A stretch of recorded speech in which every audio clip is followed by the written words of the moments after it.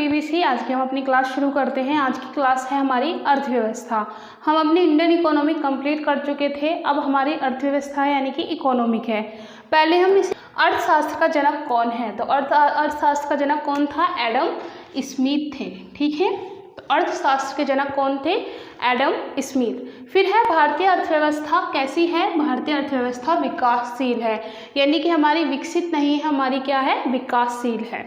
तीसरी विश्व शब्द का प्रयोग किसके लिए किया जाता है? जो हमारा तीसरा विश्व है, इसका प्रयोग किसके लिए किया जाता है? तो किसके लिए होता है? विकासशील देशों के संदर्भ में, यानी कि जो तीसरा विश्व है वो विकासशील देशों में आता है जो अभी डेवलपिंग कर ही रहे हैं।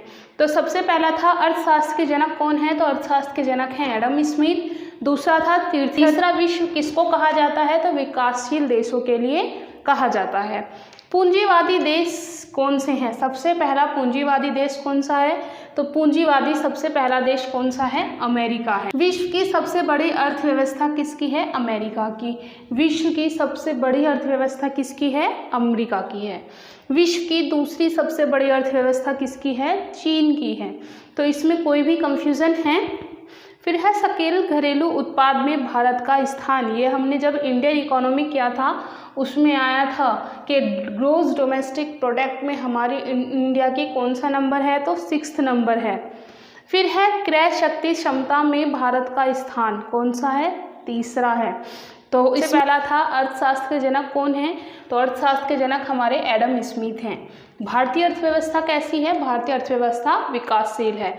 तीसरे विश्व के शब्द में या तीसरे विश्व शब्द का प्रयोग किसके लिए किया गया है? तो विश्व विकासशील देशों के लिए किया गया है। पूंजीवादी देश में सबसे पहला देश कौन है? अमेरिका है। समाजवादी देशों में सबसे पहला देश हमारा रूस है। विश्व की सबसे बड़ी अर्थव्यवस्था किसकी है? अमेरिका की है। विश्व की दूसरी सबसे बड़ी अर्थव्यवस्था किसकी है? चीन की है।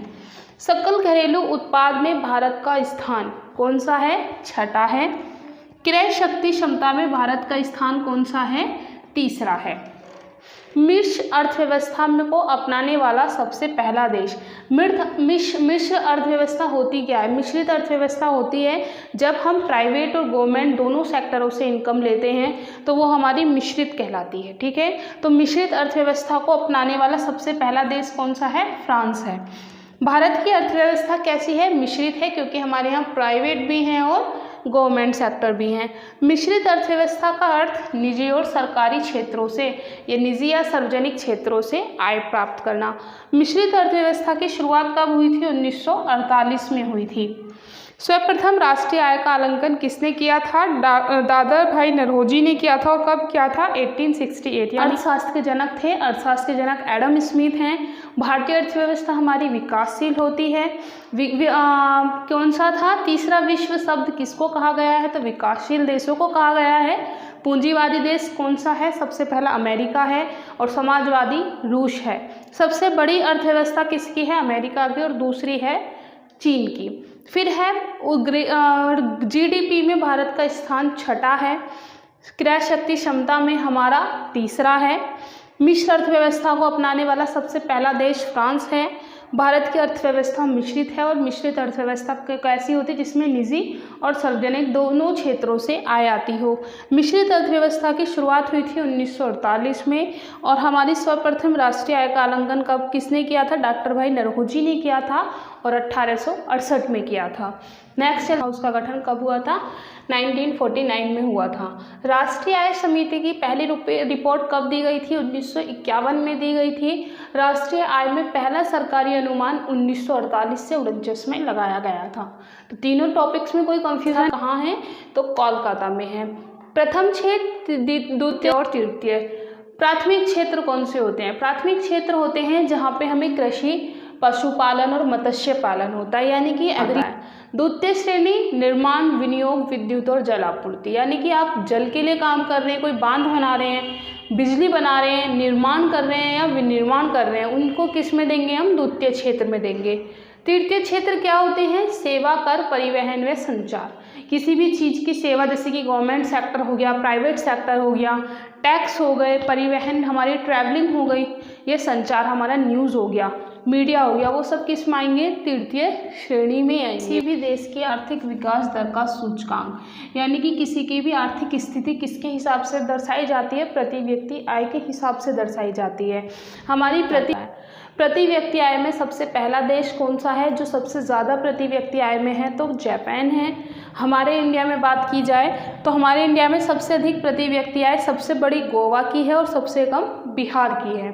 कर लेंगे। भारत में गरीबी का मापन का आधार कौन सा है? लकड़ वाला फॉर्मूला है। ठीक है, भारत में गरीबी मापन यानी कि हमारे यहाँ मापन का आधार क्या है? लकड़ वाला फॉर्मूला है। हमारे यहाँ कितनी पॉवर्टी है, हमारे यहाँ कितने गरीब हैं, उसको हम किससे नापते हैं? किससे? लकड़ वाला फॉर्मूले से। लकड़ वाले फॉर्मूले को स्वीकृति मिली थी 11 मार्च 1997 को। फिर है अंत्योदय कार्यक्रम। अंत्योदय कार्यक्रम का उद्देश्य गरीबों में सबसे गरीब की सहायता करना है। आप एक तो गरीब होता है लेकिन गरीबों में भी जो सबसे ज़्यादा गरीब होते हैं उनकी मदद करना है। अंत्योदय कहाँ आरंभ हुआ था?